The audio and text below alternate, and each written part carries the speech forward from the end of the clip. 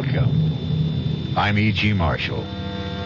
Welcome to the sound of suspense, to the fear you can hear, to the world of terrifying imagination. They say, hell hath no fury like a woman scorned. And perhaps it's true. But the question is, how long can that fury endure? How long can the passions burn?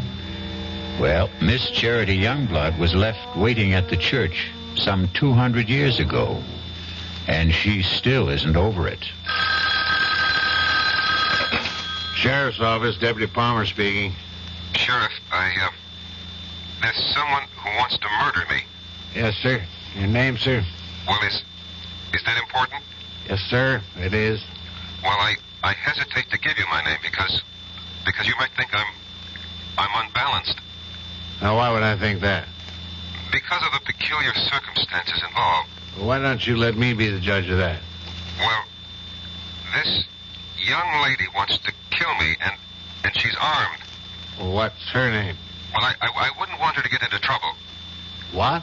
She doesn't look like a killer, and besides, I can't prove it. It's just that I know it. Now, sir, calm yourself and tell me, why does she want to kill you? Because I broke our engagement. All right, it's possible. Now, when did you break that engagement? Oh, about 200 years ago.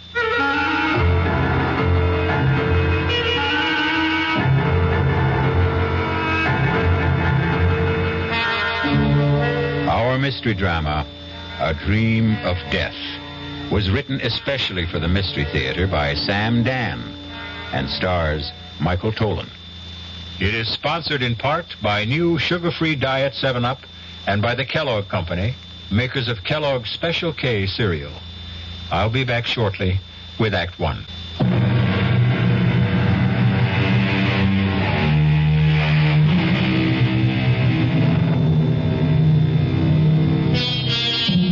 Sometimes, a few notes of an incomplete melody may steal through your head. It isn't like any tune you know, and yet you've heard it before. For no reason, a name, a noise, an aroma may evoke a dim and distant memory. A memory of a place you cannot clearly remember, but it's a place you cannot completely forget. A great poet said, "Life is a dream, and even dreams are dreams." Perhaps. But sooner or later, there must be an awakening for every dream.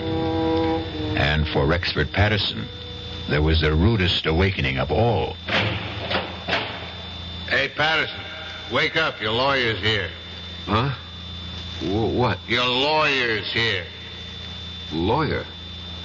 Why? What do I want a lawyer for? Where am I? You're in a jailhouse. Jailhouse? How did I get... I demand to see a lawyer. Mister, no sooner said than done. He's all yours, Counselor. All right, Sheriff, if you would leave us. Bang on the door when you want out, Counselor. Who are you? Why am I in here? My name is Peter Evans. I'm an attorney. I was retained by the university on your behalf.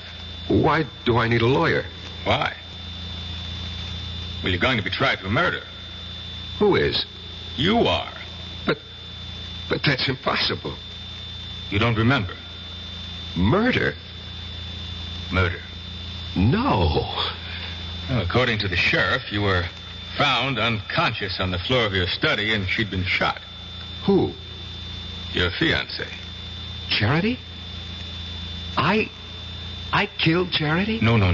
Madeline Betty, your fiancée, Madeline Betty Powers. Who's Charity? Charity Youngblood.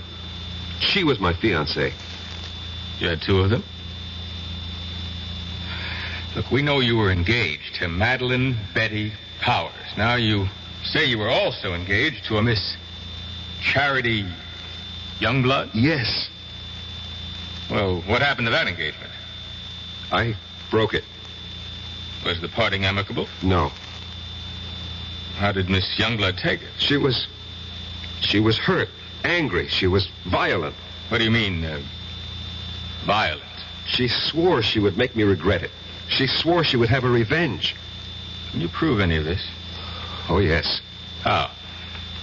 I have it in writing. Well, now, this may throw a new light on the case. When did you break your engagement to Miss Youngblood? When? About 200 years ago. Good. You see, if we can produce written evidence... When did you say you broke this engagement? I was killed at the Battle of Monmouth in 78. And 3 years before that would be, the early spring of 1775. Allow me to suggest the only plea that will save you. Insanity. No, I will insist that we plead the truth. Well, what is the truth? Self-defense. I killed Charity Youngblood in self-defense. All right. Look. Now, you may have killed Miss Youngblood in self-defense 200 years ago, but it's over. It's gone. It's done with. Nobody wants you for that. You're going to be tried for the murder of Madeline Betty Powers. Exactly. Charity Youngblood is Madeline Betty Powers. Professor Patterson. You're my attorney. I have to tell you the truth. But I can't believe it. But I can prove it. Look, go to my apartment. In the middle drawer of my desk, there's a book. An old book, an old leather notebook. Bring it here. You'll see. You'll see for yourself. Proof.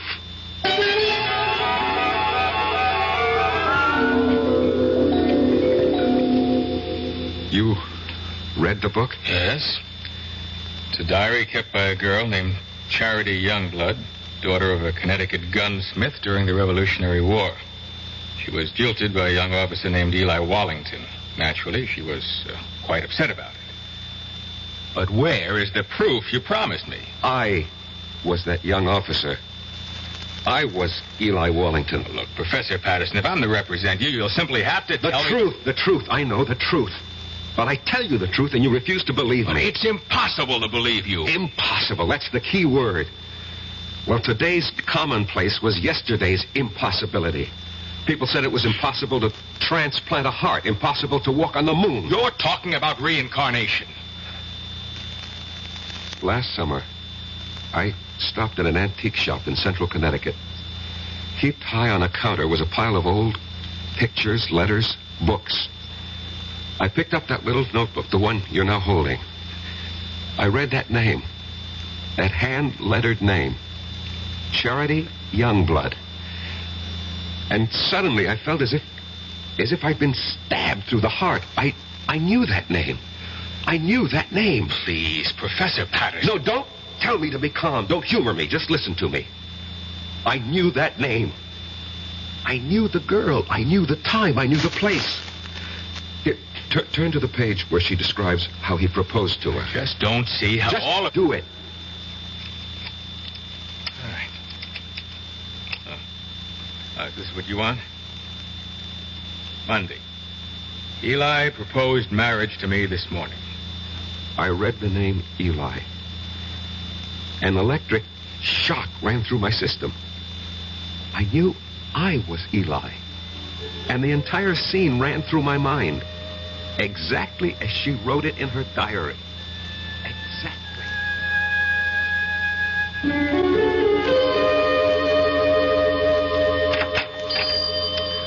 Good morning, Charity. Oh, it's the high and mighty Lieutenant Eli Wallington. Come to see my father? Hmm? Well, that pistol of yours isn't ready. I've come to see you, Charity. I've been foolish. It doesn't interest me. Charity, I love you. Oh, yes, you love me. Believe me. Oh, I believe you. You love me here. You love me now. But tomorrow you'll be somewhere else. You'll see someone else. You'll love someone else. Men are fools. We don't realize at first how important it is to have a woman who really loves us. And you love me. Please go. Marry me, Charity. Eli? We'll have the banns on Sunday and marry the week after. Now, come, close the shop. We'll go riding this morning. But I promised Father... Let's be together this morning. Come with me. Oh, Eli, you're a scoundrel. Yes, Charity. But I'm your scoundrel. You must never forget that, Eli. Never forget that.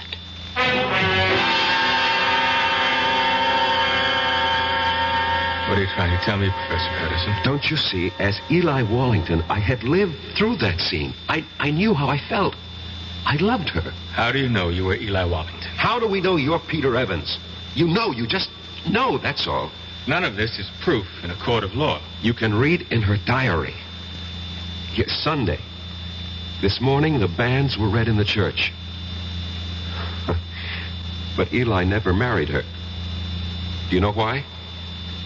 Because Charity was right. The very next week, Eli was somewhere else. He saw someone else. He loved someone else. He never saw Charity again. And 3 years later, he was dead at Monmouth. Turn to Charity's diary. See what she wrote when she heard the news of Eli's death. Here's the evidence you need to defend me in court. Read it. All right. Now, Friday. This morning, the Reverend Fallowfield came into the shop with news.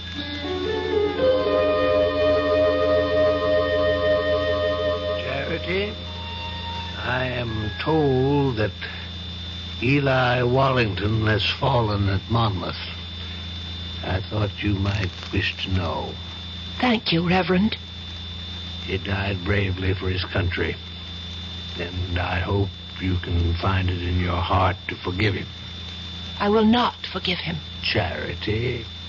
On that Sunday, that awful Sunday, I swore I'd kill him. But the boy is already dead. He'll live again. I'll live again. I'll find him and kill him. Give up this frightful hatred before it destroys you. He won't escape. If only I could help you, Charity. No one can help me. And no one can help Eli. Somewhere, somehow, someday, I'll have my revenge.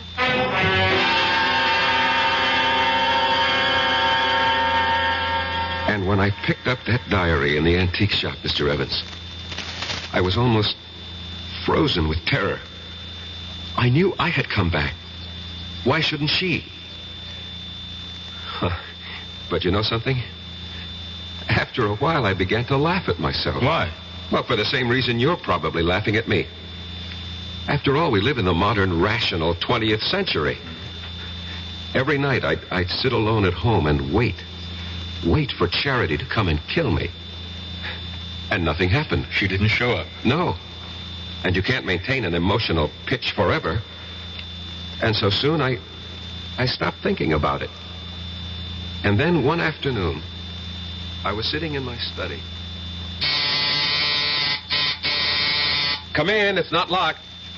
Good afternoon, Professor Patterson. Yes. Let me see, you're Miss... Powers.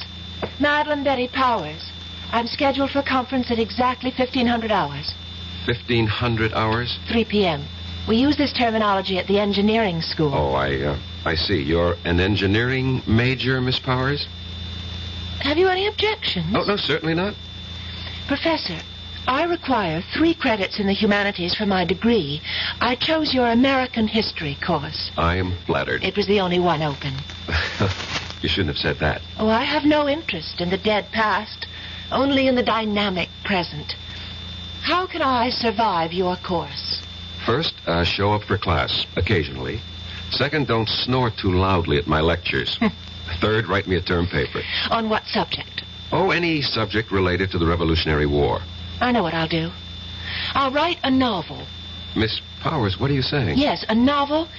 A novel about a girl. But, Miss Powers, you ask for an easy way out. A novel is the most difficult project. You know what gave me the idea for it, Professor? This antique pistol on your desk. What?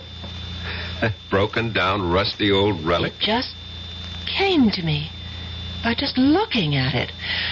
I'll write about a girl whose father was a gunsmith. What did you say? In one of the 13 colonies, Connecticut. But, Miss Powers, do you know anything about Connecticut during the Revolution? No, I'll make it up. After all, it's a novel. Have you ever been to Connecticut? No, never in my life. Now, the heroine of my novel will be beautiful, sexy. I can see her. I can just see what she looks like. And her name, I even know her name. What is it? I think I have a good one. Her name... No, don't tell me. Write it down on a piece of paper. But don't let me see what you're writing. But why? Please do as I ask, Miss Powers. All right. You've written her name? Yes, Professor. Her name is Charity. Charity Youngblood. Professor Patterson, how did you know?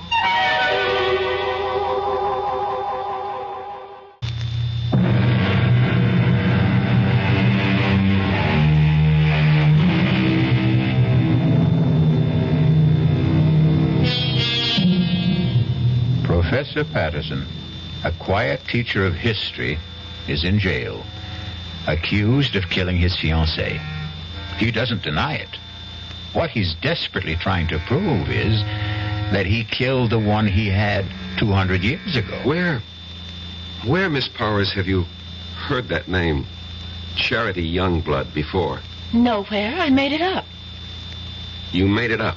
Well, Charity sounds like a name a girl might have had 200 years ago. And Youngblood has a kind of colonial quality to it.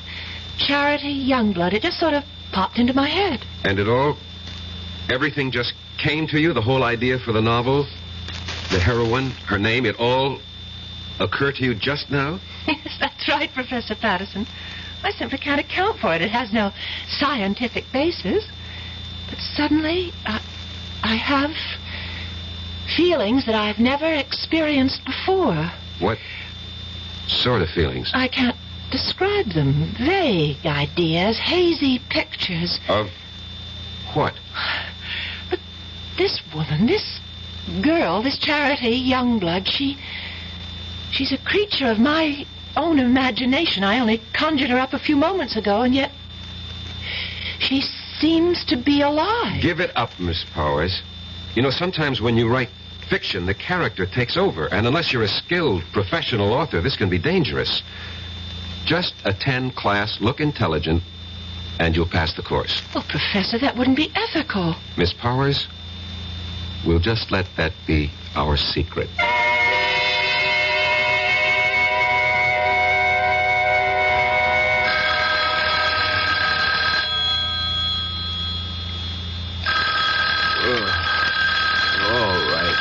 All right.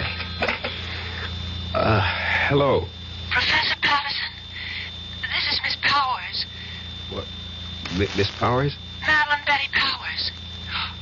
Did I wake you up? I'm sorry. I know it's midnight, but I must see you at once. Please. Well, It's important. Where?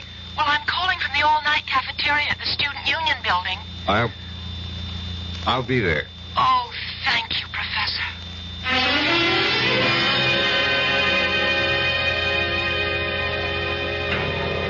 I had to see you. And I didn't think it would be proper for me to go to your apartment at this hour. Well, what seems to be the problem, Miss Powers? The story. The story? The story of Charity Youngblood. Well, I thought we decided to drop it. But that's the problem. I can't seem to get it out of my mind. Well, I'm sure you... It's taken over. I can't think of anything else. Well, I'm obsessed by it. This girl, Charity Youngblood. I know her so well, I sometimes think... No, you'll laugh. No, tell me. I sometimes think she's me. Well, of course she's you. What are you saying?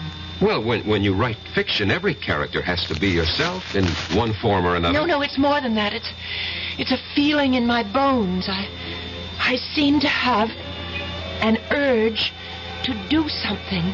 What? I don't know. But I keep writing. Now, I've written 20 pages so far, and most of the time it doesn't even seem that I'm the one who's doing the writing. I get the feeling that I'm just holding the pen and my hand is being guided. I'd like you to read what I've written so far. Please. Miss Powers, you've been working too hard. No, I just feel that something is happening to me. I seem to feel I have some sort of mission. What kind of mission? Well, I don't know. But every day I feel it's becoming clearer. But I still have no idea of what it is.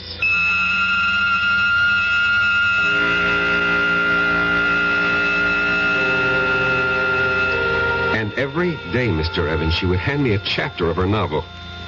And that novel will win me acquittal in court. Why? Because each chapter is word for word a day in Charity Youngblood's original diary. In Madeline Betty's own handwriting. Where's that novel now? In my desk. I did everything I could to get her to stop writing, hoping that somehow I could get her mind off it. But of course that was useless. After all, if she really was Charity Youngblood, and there was no doubt in my mind about it, nothing would stop her from finding it out. And every day she was getting closer. Not just to Charity, but to me. Professor, I decided to give Charity a love interest. We're about to have the war, and I've created a young cavalry officer of the Connecticut Brigade. I have a name for him, Eli Wallington. Eli Wallington? Yes. Miss Powers, you've already written more than enough to earn a good grade. It's already longer than the average term paper. Oh, but I have to finish. Why? This whole thing started as a term project, Yes, it and may as far... have started that way, but now it's something that belongs to me, and I can't help it. I have to keep writing until... Until? Until something happens. What? What is supposed to happen? I don't know. But I'm afraid. I'm very much afraid.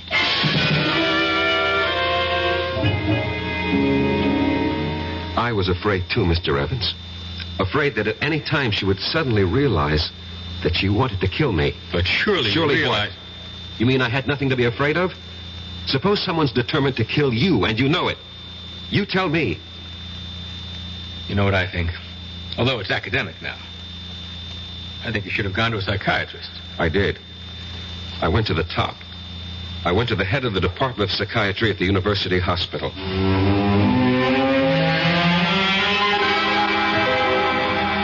All right.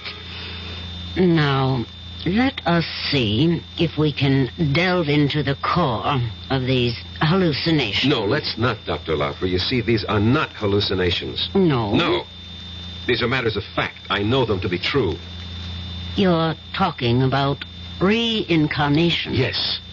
And you obviously don't believe in it. That's hardly the point. It may exist, for all I know. However, if it does, then we have no way of knowing who we were in a past lifetime. Perhaps we had no way of knowing. Perhaps today, with heightened powers of communication, perhaps our modern scientific technology has upset certain natural balances. Whatever. The fact is, I know. If you know, you know.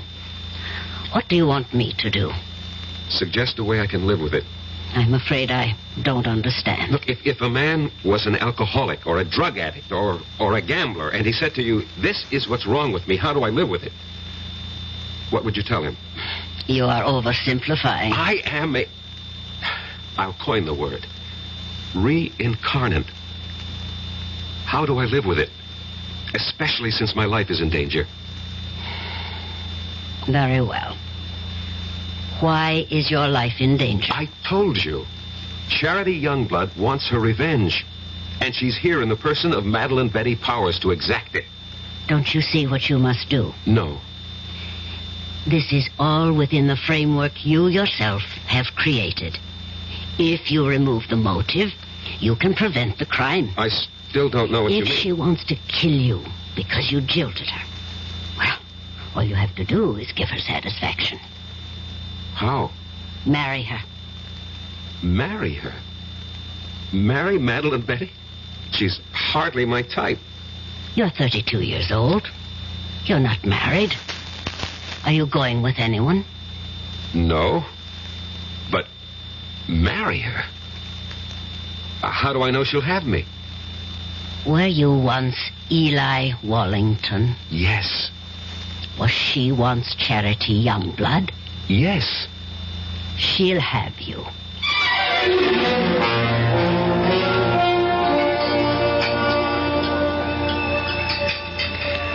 Oh, Professor Patterson, you really didn't have to take me to dinner. Well, our conference ran late. We have to eat. Well, I mean, to a place like this. Well, this is a very nice place. Or so I thought. Oh, Would you care to dance? oh, no, thank you. I dance rather poorly. Oh, I can't believe that. Why can't you believe it? Because you're so charming. I don't think so. At least no one ever told me that. But I think so. Do you? Why? Well, it's a subjective thing. I lied to you just now. I said I dance poorly. The truth is, I don't dance at all. Now, how is that possible? Girls who don't get asked usually don't bother to learn. I don't know why I'm telling you all this. It's just that since the day I met you, I started thinking. I don't know how to describe it. Well, what were you thinking? Oh, crazy things.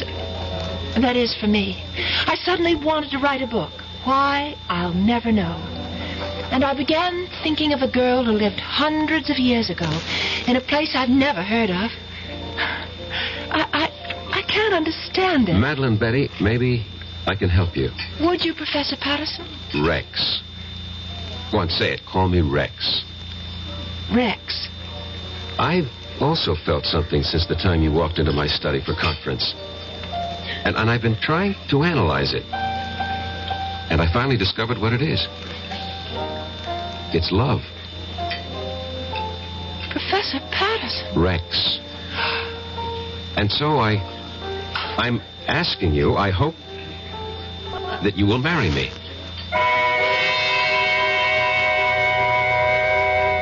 If you're going along with what Rex believes, they're playing the scene again. Rex and Madeline Betty have now reached the point where Eli proposed to Charity. Charity said yes, but will Madeline Betty? Yes or no will be the first word you will hear when we return shortly with Act 3.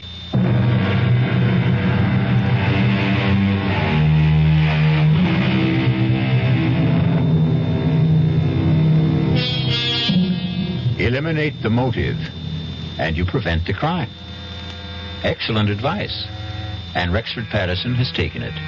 He has just proposed to Madeline Betty Powers because it's the only way he can think of to keep her from killing him. And now, she looks at him and says, Yes, Professor Patterson. Yes. You can't agree to marry a man and call him Professor Patterson. Rex. I know it's sudden, Madeline Betty. We can get married after you graduate. Oh, I'll marry you anytime you say, Rex. I love you. I love you, too. I fell in love with you. Must have been at first sight. Why? Why? Because you're handsome. I was hoping I had other qualities. Oh, you do. You do. But being handsome's part of it. Why did you fall in love with me? Because you're beautiful. Oh. No, you don't believe it. No, well, I feel beautiful. You make me feel beautiful. Oh, Rex. I can't believe this is happening to me. It's happening. It's happening to both of us. And I'll be such a good wife for you. What is it? Oh, my head. What's the matter? Suddenly feels so light, so clear. Well, that's good. And different. Different? Yes, different. How? The book. You know the novel that I'm writing for the course? Yes? All of a sudden, I don't want to write it anymore. Why not? I don't know how it came into my head in the first place. Just as suddenly as it came, it's gone out. Gone out? That girl, Charity, Oh, yes, Charity, the heroine of your book. Yes, that's her name? Yes, I seem to remember. Well, she's gone from my mind, too. I simply can't understand how it happened. Well, why bother? Yes, that's right. Oh, why bother about anything except us? Except you and me.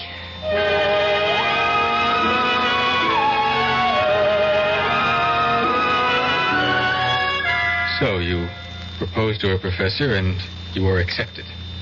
She seemed happy. Apparently you were reconciled. What was the problem? The problem was, Mr. Evans, I didn't really love her. Just as Eli didn't really love Charity. But within the theory you'd set up... Don't call it a theory. It's a fact. Oh, whatever, but this is what you had to do. You had to marry the girl. And I tried hard. But she made it impossible. She was... What did she do? Nothing, really. She was just so grateful to me. You pay attention to a wallflower, and what you create for yourself is a clinging vine. A vine that can strangle and suffocate you. And besides... Yes? Besides, there was Susan Miller.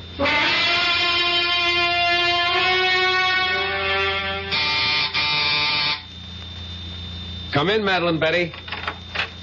I'm not Madeline Betty, but I came in anyhow. Well, how do you do? Professor Patterson? Yes? I'm Susan Miller, of the English department. You're new here. Oh, I received my teaching appointment last week. Early American Lit. A favorite field of mine. Well, that's the scoop on campus. Anything early American, see Rex Patterson. I just thought we'd chat. Fix you a drink? A soft one. Naturally. Diet, if you have it. I'm watching my weight. Why? I think it's most attractive the way it is. Well, if you think so, I'll keep it that way. Did you know that General Burgoyne wrote a play? Yes, it was called Maid of the Oaks. And it was produced in New York during the Revolution. Yes, and I'll tell you who was in the cast.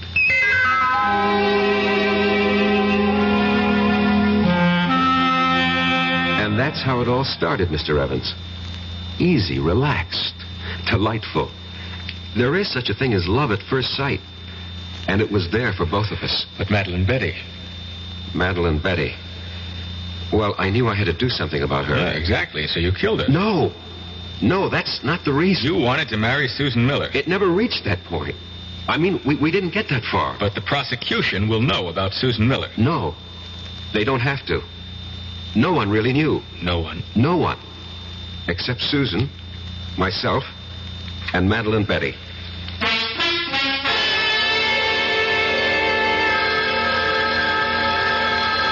Get it. Hello? Hello. Is Rex, Professor Patterson there? Oh, who's calling? This is Susan. Miss Susan Miller. Rex, it's for you, Miss Susan Miller. Oh, thank you, Madeline. Yes, Susan? Rex, how about a drive in the country? I have considerable work to do. But I thought you had nothing to do all weekend. So did I, but, I have this research project. I see. Did your project answer the phone? No, it's nothing like that. Well, maybe we can get together tomorrow. Sure thing. Goodbye. Bye. And who is Susan Miller? She teaches here. I'll bet. What does she teach? English. You could look it up in the catalog. I'm sorry. I'm so jealous. Forgive me. You're forgiven. I just can't believe my good luck, that's all. Rex, you said you'd marry me any time I chose. Well, yes.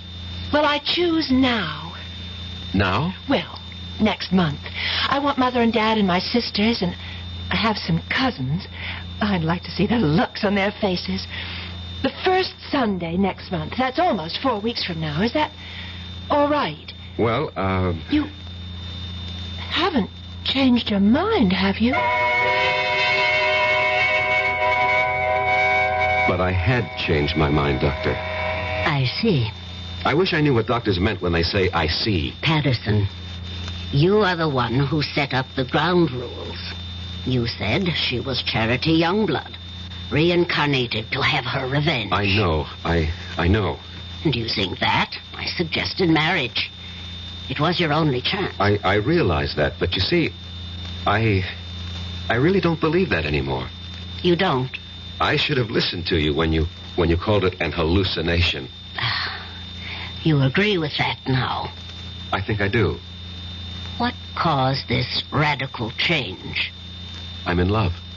With whom? A woman. A woman? Yes, a woman. Not a girl, not an immature, neurotic girl, but a woman. A woman who is beautiful, intelligent, who has everything in common with me, who has something to offer me, just as I have something to offer her. And what of Madeline Betty or Charity Youngblood?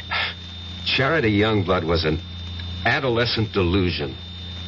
You're hardly an adolescent. In many respects, I was. I fell in love with the idea of Charity Youngblood, this voluptuous creature, but... Yes. You grow up when you meet a real woman. As I said before, you're hardly a boy. It takes some of us longer than others. And Madeline Betty? What of her? She'll have to grow up, too. Somehow, all this, it doesn't seem fair to her. Life itself is unfair, Doctor. You make everything seem very neat. Somehow, I don't think you'll be able to unwrap the package as easily as you think. But why? Why? I told you, Madeline Betty. I told But you. you said you loved me. I thought I did. No. Oh, please, Madeline Betty, don't make this difficult for both of us. Oh, Rex, please, marry me. No, it wouldn't be right. I told everyone, my parents, my sister, my friends. Oh, Rex, what can I tell them now? Would you want us to live a lie? I don't care.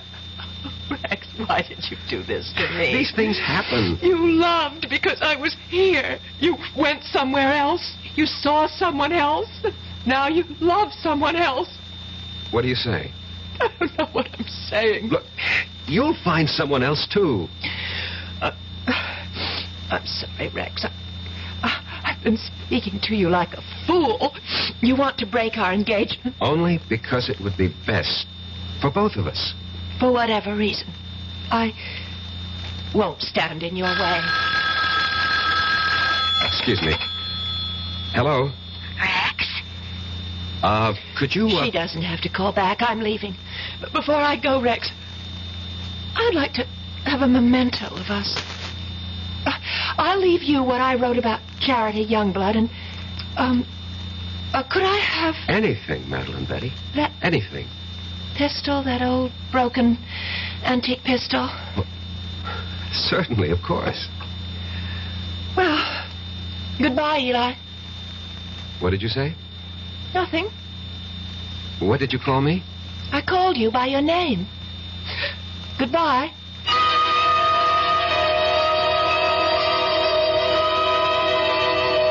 That night, Mr. Evans, she left the college. Her roommate called me and said Madeline Betty had disappeared. Didn't you feel that perhaps you should investigate? No. Well, to tell you the truth, I felt relieved. I thought she was embarrassed and had decided to go somewhere, and I forgot all about her. You forgot? How could you forget? Maybe I wanted to forget. Anyway, about a week later, I came home. It was late at night.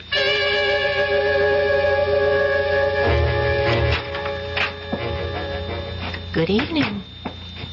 What are you doing here? I have a key, remember? Look, what can I do for you? Nothing. Ask me what I can do for you. Well, what? I can kill you. What do you say? Yes. I can kill you very easily. And I'm going to. Madeline Betty, Who are you talking to? My name is Charity.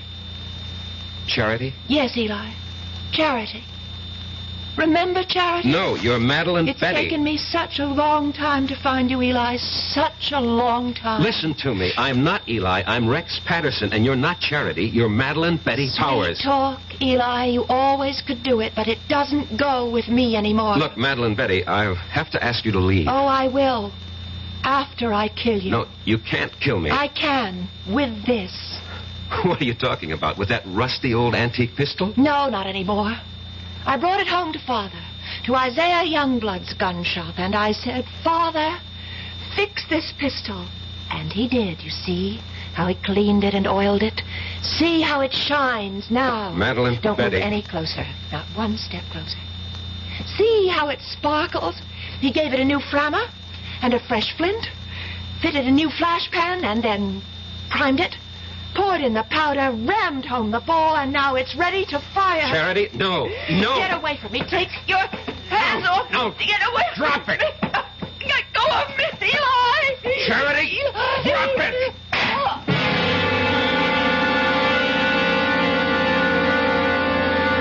We struggled for the gun, and at the last second, the barrel must have turned toward her, and she pulled the trigger. And that's your defense. That's my defense. You want me to plead that defense? I want you to tell the jury exactly what happened, why it happened, and the way it happened. Show them the written proof.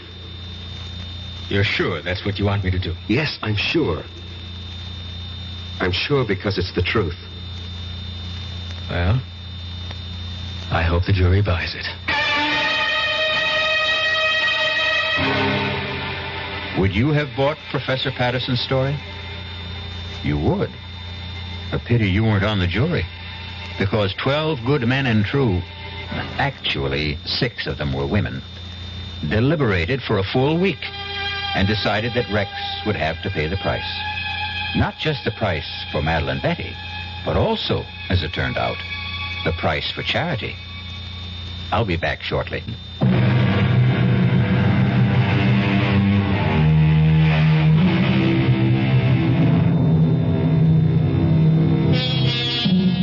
Can a desire for revenge span the centuries? Not a comforting thought, exactly. It's all most of us can do to hew to the straight and narrow during one lifetime. If we're going to have to pay for the sins of other incarnations and existences, well, who has the price? But there is no price for our next meeting, when we shall enjoy another suspenseful experience. Our cast included Michael Tolan, Marion Seldes, E.V. Juster, Ira Lewis, and Robert Dryden. The entire production was under the direction of Hyman Brown. And now, a preview of our next tale. The answer's still the same. No dog, no baby. Just be happy with these dumb plants. They're bad enough. Taking up the whole bloody windows. I hate you. Yeah, look, I'll let you keep them. I hate you. I wish you were dead. What did you say? I said I hate you. I wish you were dead. Did you really say... Hey. Hey, what? Hey, what's this? The bloody plants are on my neck. Oh. Hey, Barbara, they're all around me. They're choking me. I can't get them off. Hey, Barbara, they're too strong. Barbara, don't stand there. Get them off. No. Get the scissors. Barbara, the scissors. I hate you. I hate you. I want you dead. Radio Mystery Theater was sponsored in part by Anheuser-Busch Incorporated, brewers of Budweiser. This is E.G. Marshall inviting you to return to our Mystery Theater for another adventure in the macabre. Until next time, pleasant dreams.